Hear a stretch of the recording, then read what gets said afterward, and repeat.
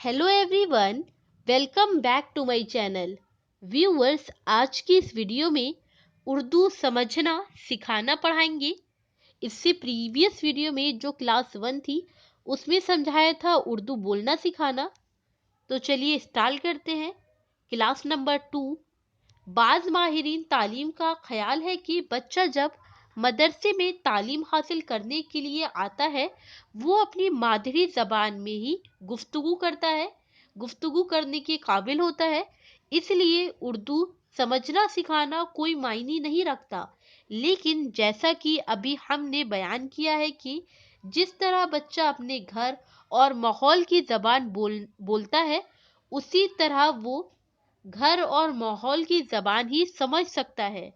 मदरसे में तुलबा को अदबी जबान से रोशनास कराया जाता है। तुलबा में ये काबिलियत पैदा की जाती है कि वो तालीम याफ्ता लोगों की तकरीर वगैरह सुनकर बखूबी समझ सके। यानी कि मैंने पहली वाली वीडियो में भी बताया था उर्दू बोलना सिखाने में कि जो बच्चा होता है वो अपनी घर की बोली बोलता है, यानी अपनी मादरी जबान बोलता है और उसी को समझ पाता है। लेकिन जब वो मदरसे में दाखिल होता है तो वो अपनी ही बोली बोलता है, अपनी ही लैंग्वेज बोलता है घर की।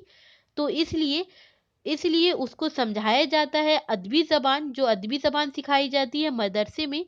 तो उसको समझाने के लिए बच्चे को ज़्यादा से ज़्यादा ज़ोर दिया जाता है सुनने पर ज़ोर इसलिए दिया जाता है क्योंकि बच्चा ज़्यादा सुनेगा वही समझेगा और वैसे ही बोलेगा। तीसरा अफादी मकासद है उर्दू पढ़ना सिखाना। हम जिस जबान को बोलते हैं समझते हैं उसका पढ़ना भी निहायत ज़रूरी है। अगर कोई शख्स सिर्फ जबान को बोल और समझ ही सके और पढ़ ना सके तो उसका इल्म और मालूमात महदूद होगी। क्योंकि इल्म हासिल करने के लिए मुख्तलिफ किताबों का मुताला ज़रूरी है। अपने माजी व हाल और मुस्तकबिल के मुतालिक मालूमात हासिल करने का जरिया किताबें ही हैं। इसलिए जबान के बोलने और समझने के साथ साथ उस जबान में तहरीर की हुई बातों को पढ़ने की सलाहियत व काबिलियत भी होना चाहिए। तभी सही मायनों में हम तालीम हासिल करके अपनी मालूमात में इजाफा कर सकते हैं। मदरसे में उर्दू पढ़ाने का मकसद भी यही है कि तुलबा उर्दू अदब के शाहकारों को पढ़ सके और अपने निसाब की किताबों का बासानी मुताला कर सके। खुतूत अखबारात दरसाइल के पढ़ने में कोई दिक्कत ना हो। इसलिए उर्दू पढ़ाने का तीसरा फायदे मकासद उर्दू पढ़ना सिखाना है। देखिए, उर्दू पढ़ना उतना ही इम्पोर्टेंट है जितना कि उर्दू बोलना या उर्दू सीखना समझना। तो उर्दू समझना और बोलने के साथ साथ उर्दू पढ़ना भी बहुत इम्पोर्टेंट है।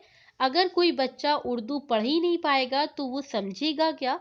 तो इसलिए मदरसों में उर्दू पढ़ने पर भी जोर दिया जाता है और वहाँ पर एराब तलफ़ुज़ सही सिखाया जाता है और रवानी के साथ पढ़ने को सिखाया जाता है। इसलिए क्योंकि बच्चा पढ़ सके, अपने खुतूत को पढ़ सके, अपनी किताबों को पढ़ सके, बासानी अखबारात को पढ़ सके।